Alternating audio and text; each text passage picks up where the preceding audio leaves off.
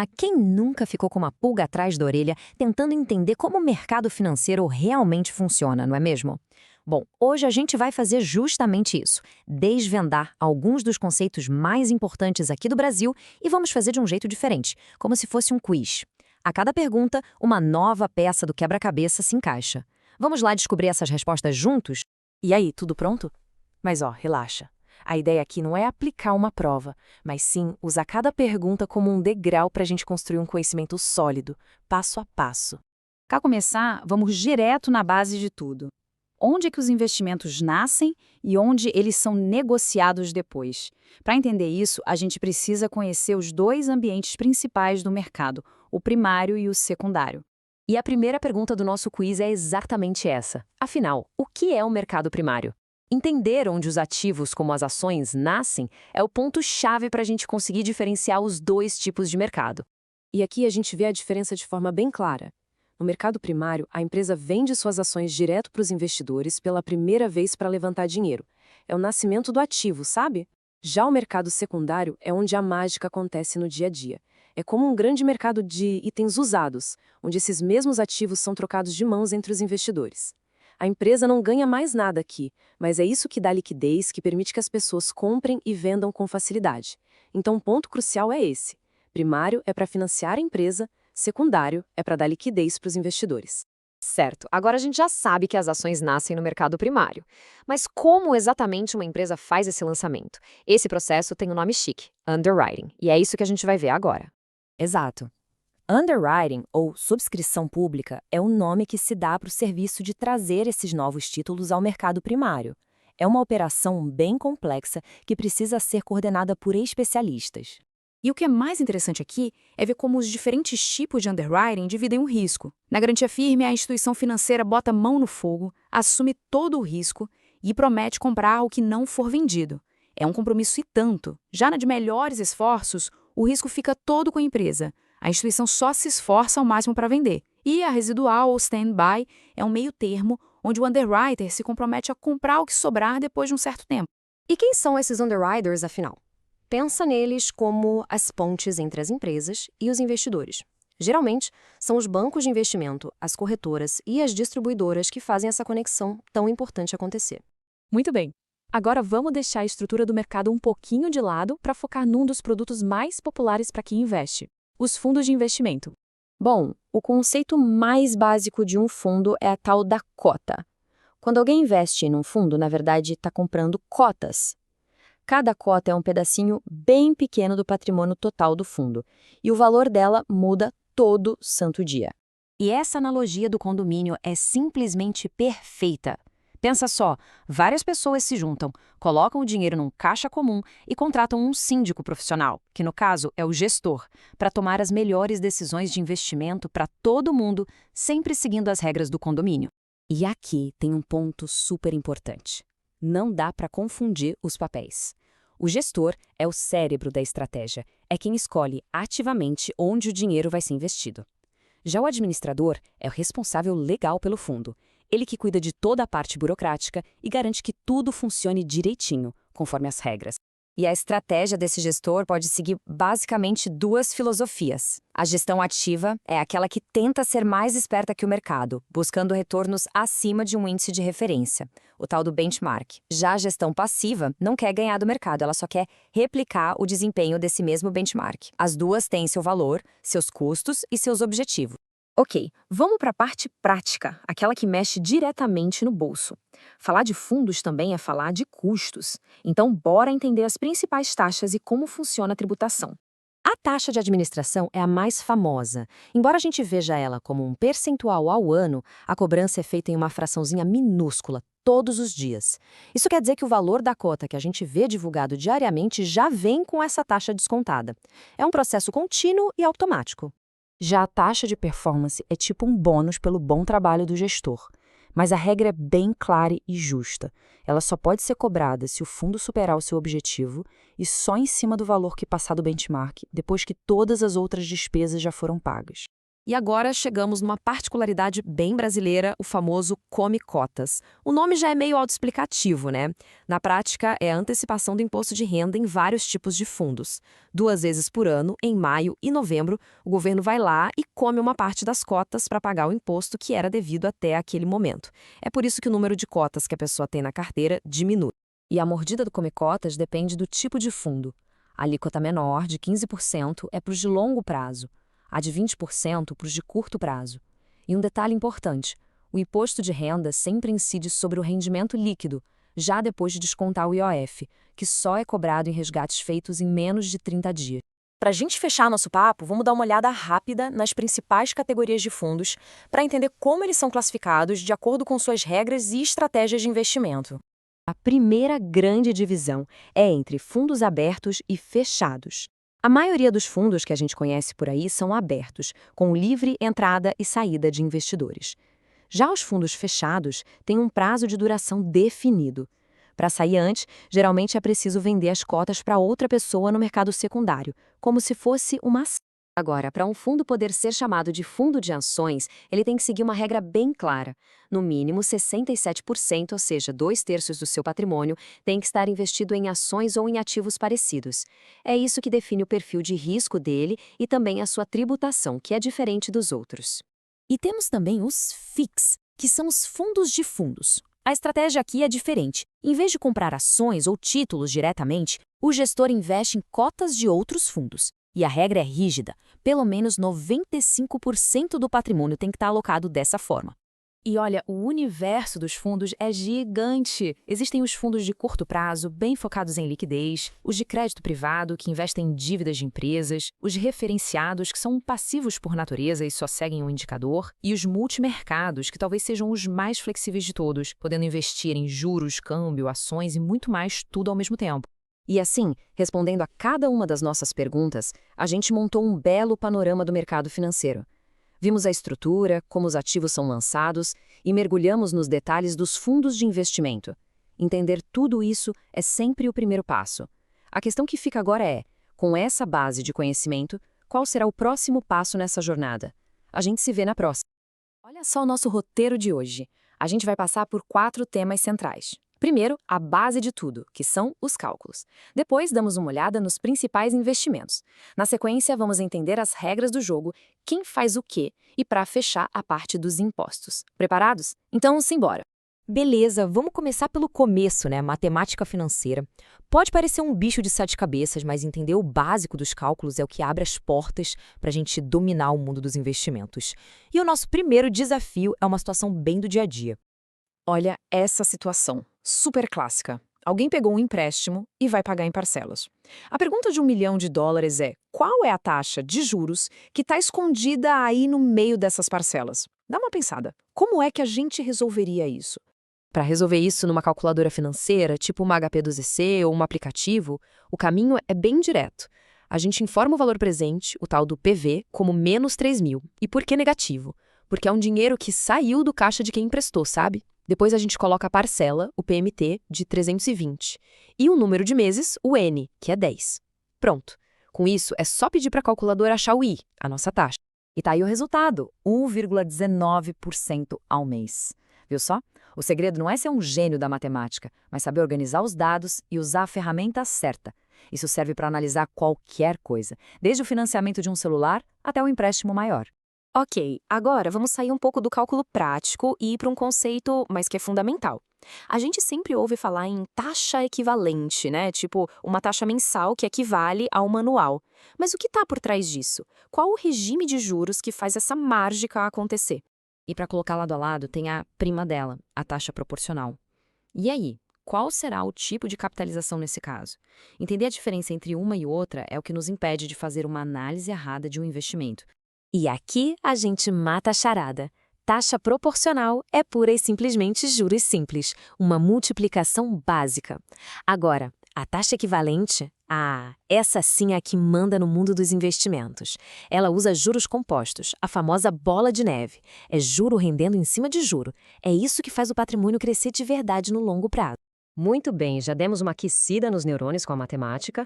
Agora vamos para a parte mais prática, dar um passeio pelo mundo dos investimentos. E vamos começar pela base da renda fixa aqui no Brasil, os títulos públicos federais.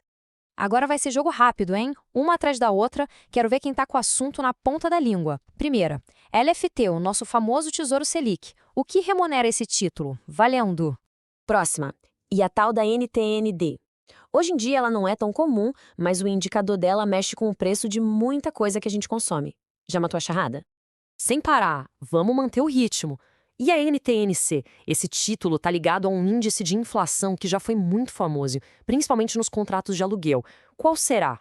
E pra gente fechar essa rodada com chave de ouro, a NTN-B. Hoje em dia a gente conhece ela mais como Tesouro IPCA. Mas o nome já dá uma dica e tanto, né? Qual é o indicador que ela segue? E aqui está a nossa colinha com as respostas. O legal de ver assim, lado a lado, é que a gente percebe a lógica. A LFT segue a Selic, que é a nossa taxa básica de juros. A NTN-D é para se proteger da variação do dólar. E a NTN-C e a NTN-B são escudos contra a inflação. Uma de olho no IGPM e a outra no IPCA. Cada título é uma ferramenta para um objetivo diferente. Chegamos na terceira etapa. A gente já falou de matemática, já falou dos investimentos, mas quem é que cria esses produtos todos? É exatamente isso que vamos ver agora. Quem emite o quê e qual a razão por trás disso? Vamos começar com o peixe grande. Quando o governo precisa de dinheiro para investir em saúde, educação, infraestrutura, ele emite títulos de dívida. Mas qual é o órgão que aperta o botão e faz essa emissão acontecer? Exatamente, é o Tesouro Nacional. É ele que gerencia a dívida do país, emitindo os títulos que a gente pode comprar, por exemplo, lá no Tesouro Direto. É assim que o governo se financia. Agora, vamos sair um pouco da esfera do governo e ir para um dos queridinhos da renda fixa privada, o CDB. Quem será que emite esse título? Será que são as mesmas instituições? Quem está por trás do certificado de depósito bancário? Isso aí, bancos comerciais e de investimento. A lógica é simples. Se os títulos públicos são o jeito do governo pegar dinheiro emprestado, o CDB é o jeito dos bancos fazerem a mesma coisa. Eles pegam dinheiro com quem investe para poder emprestar para outras pessoas e empresas. E, finalmente, chegamos naquela parte que ninguém curte muito, mas é importantíssima. Os impostos. Afinal, não adianta nada olhar o rendimento bruto se a gente não souber quanto vai ficar pelo caminho, né? Entender a tributação é o que nos permite saber qual vai ser o nosso lucro líquido de verdade. Vamos começar com aquele imposto que eu chamo de imposto dos apressadinhos. O IOF pega uma fatia do rendimento de quem resgata o dinheiro muito rápido. A pergunta é, até que dia exatamente essa cobrança acontece? E a resposta é esse número aí, 29. Se o resgate for feito até o 29º dia, o IOF dá uma mordida no rendimento. A partir do 30º dia, ele zera. É um recado bem claro, o governo quer incentivar que o dinheiro fique investido por mais tempo. E além do IOF, tem o imposto de renda. E na maioria dos investimentos de renda fixa, ele funciona que nem vinho. Quanto mais o tempo passa, melhor fica. A alíquota é regressiva, ou seja, quanto mais tempo o dinheiro fica lá rendendo, menor é o imposto pago sobre o lucro. É um belo incentivo para o pensamento de longo prazo. E com isso, a gente encerra o nosso quiz. Agora fica uma reflexão final. Se a gente sabe que o tempo joga a nosso favor, não só com os juros compostos, mas também diminuindo os impostos, como isso afeta a nossa estratégia? Será que o melhor investimento para um objetivo de 6 meses é o mesmo para um objetivo de 6 anos? Fica aí a provocação para a gente pensar. Até a próxima. E aí, tudo bem? Será que você realmente domina as regras do mercado financeiro aqui no Brasil? A gente preparou um quiz bem rápido, sabe? Para testar aquele conhecimento dos detalhes, aqueles que separam o investidor amador do profissional. Vamos ver como você se sai nas normas de alguns dos investimentos mais específicos que a gente tem por aqui. Olha só o nosso roteiro de hoje. Primeiro, a gente vai decifrar alguns fundos bem especializados. Logo depois, vamos mergulhar de cabeça no mundo da securitização. Aí, a gente entra no universo dos clubes de investimento. E, no final, para ter certeza que ficou tudo gravado na memória, a gente faz um resumão com os números mais importantes. Então, vamos começar. Nossa primeira parte é toda sobre fundos especializados, que é onde as regras começam a ficar, assim, bem específicas. Preparados para a primeira pergunta?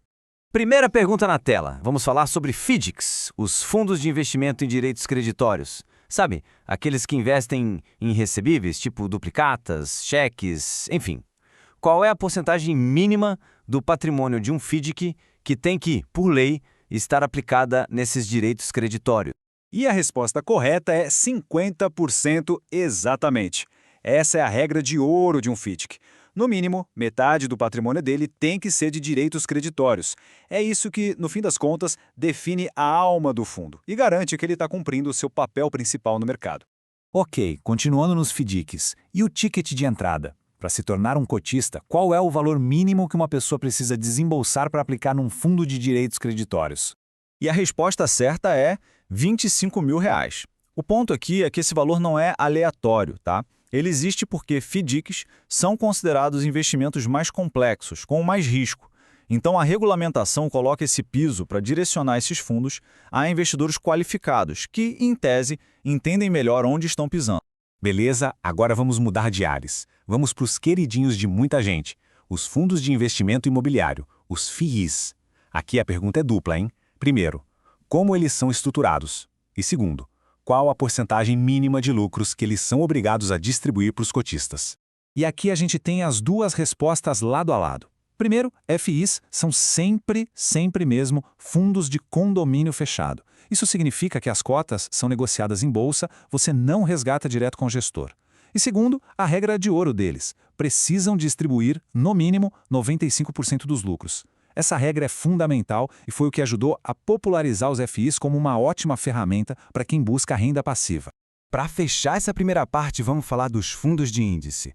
Qual é a porcentagem mínima do patrimônio de um fundo de índice que tem que, obrigatoriamente, estar aplicada nos papéis que fazem parte do seu índice de referência? E a resposta, mais uma vez, é de, no mínimo, 95%. Isso é super importante porque garante que o fundo realmente vai seguir o desempenho do seu benchmark, do seu índice de referência. Essa aderência alta que dá ao investidor a certeza de que ele está comprando uma exposição fiel e barata àquele índice específico. Fechamos a parte de fundos. Agora a gente entra na seção 2, o mundo da securitização. Vamos dar uma olhada nesse conceito que é super importante para o mercado de capitais antes de partir para as perguntas. Antes da gente continuar, vamos só alinhar o conceito, rapidinho. Securitizar, de um jeito bem simples, é o ato de transformar dívidas em títulos que podem ser vendidos. Pensa assim, uma empresa tem um monte de aluguéis para receber no futuro. Ela pode empacotar esses aluguéis e vender hoje para investidores. Esse pacote é o ativo securitizado.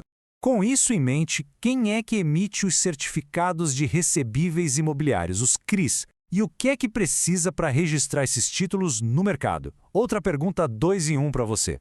E as respostas estão aqui. Quem emite os CRIs são as companhias securitizadoras. São empresas especializadas exatamente nisso, em empacotar esses recebíveis.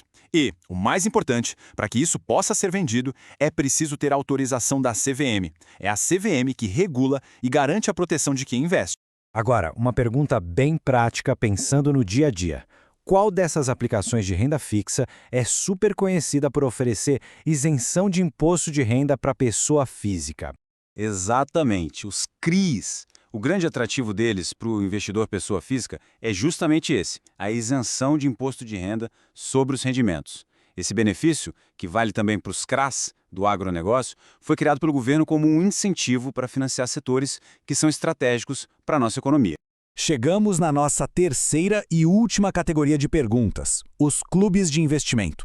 Vamos ver quem conhece as regras desse veículo de investimento que é coletivo. Começando com uma regra bem básica de formação. Qual é o número mínimo e o número máximo de pessoas que podem participar de um clube de investimento?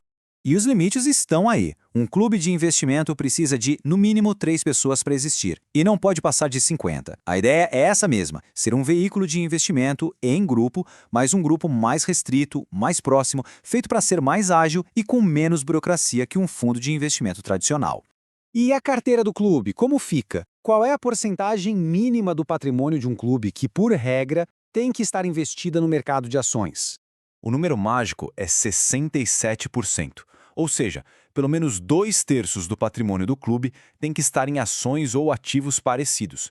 Isso reforça que a vocação natural de um clube de investimento é a renda variável. É isso que define a principal estratégia dele. Ufa, chegamos na reta final. Agora é a hora do nosso gabarito, da revisão. Vamos passar o olho rapidamente nos números essenciais que todo investidor que se preze tem que ter na ponta da língua.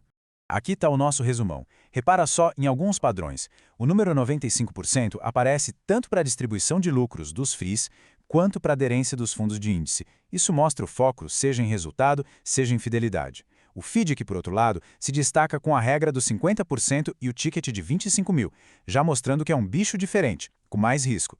E os clubes, claro, com suas próprias regras, de 3 a 50 pessoas e 67% em ações, definindo bem o seu nicho. E para a gente fechar, fica uma reflexão. Conhecer as regras, sem dúvida, é o primeiro passo. Mas a verdadeira virada de chave é como é que a gente pega todo esse conhecimento técnico e transforma em decisões de investimento mais inteligentes, mais seguras e, claro, dentro das regras no nosso dia a dia. Fica aí o pensamento. Olá, tudo bem por aí? Hoje o nosso papo é sobre um tema que, olha, assusta muita gente no mercado financeiro: derivativos. Mas calma, a gente vai fazer isso de um jeito diferente, mais leve, com um quiz rápido, para a gente desvendar juntos o que são os contratos futuros e as opções. Preparados? Então, vamos nessa! E para começar, já lanço uma pergunta que parece pegadinha. Dá para negociar e, quem sabe, até lucrar com uma coisa que a gente não tem?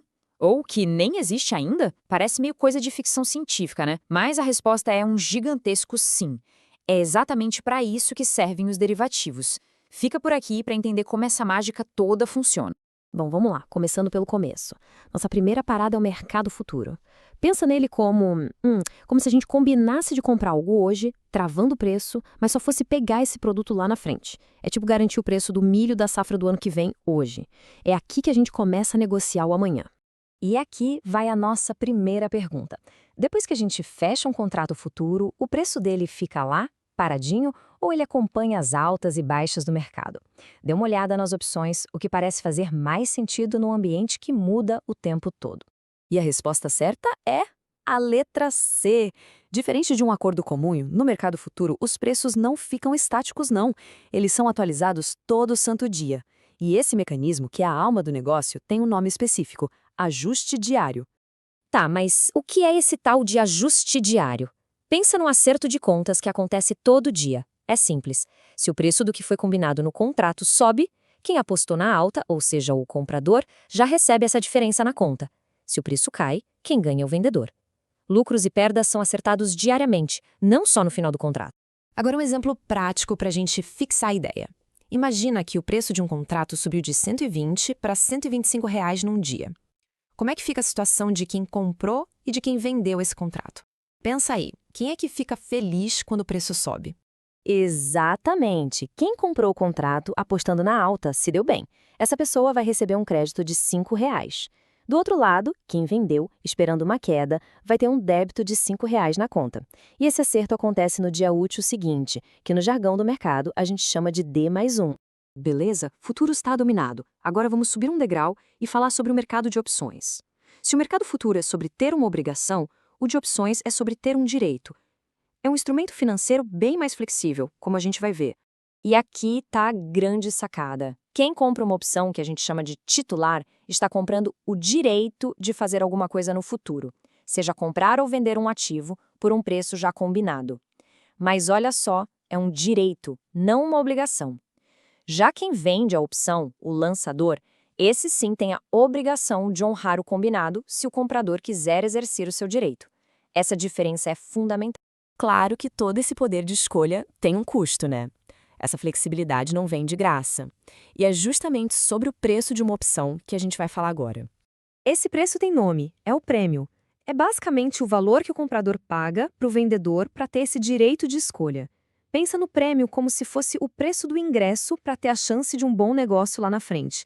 E o legal é que esse é o único valor que o comprador arrisca perder. E o prêmio não é um número que sai do nada, não. Ele tem uma composição, basicamente duas partes. O valor intrínseco, que é a vantagem real que a opção já te dá naquele momento, e o valor do tempo, que é o preço da expectativa, da incerteza, é uma aposta de que o mercado vai se mover a seu favor. Vamos testar o conhecimento? Imagina uma opção de compra com um prêmio de R$ 2,50. Ela dá o direito de comprar uma ação por R$ 20. Só que hoje, essa mesma ação está valendo 22 no mercado. E aí, quanto desses 2,50 é só expectativa? Ou seja, qual é o valor do tempo? Olha, a conta é bem simples. Primeiro, a gente acha o valor intrínseco. É só pegar o preço do mercado, 22, e tirar o preço combinado na opção, 20. Isso dá R$ 2 de vantagem imediata. Agora, para achar o valor do tempo, a gente pega o prêmio total, que é R$ 2,50, e tira esses R$ 2. Sobra o quê? 50 centavos. Esse é o preço da esperança. Para a gente fechar nossa conversa sobre opções, vamos falar de uma classificação muito comum no mercado. É um jeito rápido de saber se, naquele momento, vale a pena ou não exercer uma opção. Esses são os termos que a gente ouve dentro do dinheiro, no dinheiro e fora do dinheiro. Para uma opção de compra, é simples. Se o preço combinado para comprar é menor que o preço real da ação, ela está dentro do dinheiro porque vale a pena. Se for maior, está fora do dinheiro. E se for igual, está no dinheiro. Chegamos ao nosso desafio final para ver se o conceito ficou claro. Uma opção dá o direito de comprar uma ação por R$50. No mercado hoje, ela vale 52. Qual o status dessa opção? No preço, fora do preço ou dentro do preço? A resposta certa é dentro do dinheiro. A lógica é bem direta, né? Poder pagar R$50 por uma coisa que o mercado inteiro está vendendo por 52 é sem dúvida um ótimo negócio. Existe uma vantagem clara aí. Então, para a gente amarrar tudo que a gente viu, mercado futuro significa obrigação para os dois lados, com aquele acerto de contas diário. Já no mercado de opções, a gente tem um direito para quem compra e uma obrigação para quem vende. E o risco do comprador se limita àquele prêmio que ele pagou. São ferramentas bem diferentes para estratégias diferentes. E tudo isso nos leva a uma grande questão. Afinal, os derivativos são uma ferramenta para se proteger de riscos, para fazer o que o mercado chama de hedge, ou são, na verdade, um jeito de especular e correr altos riscos? A verdade é que eles são as duas coisas. O que define se é proteção ou especulação é a intenção de quem usa. Fica aí a reflexão para a gente.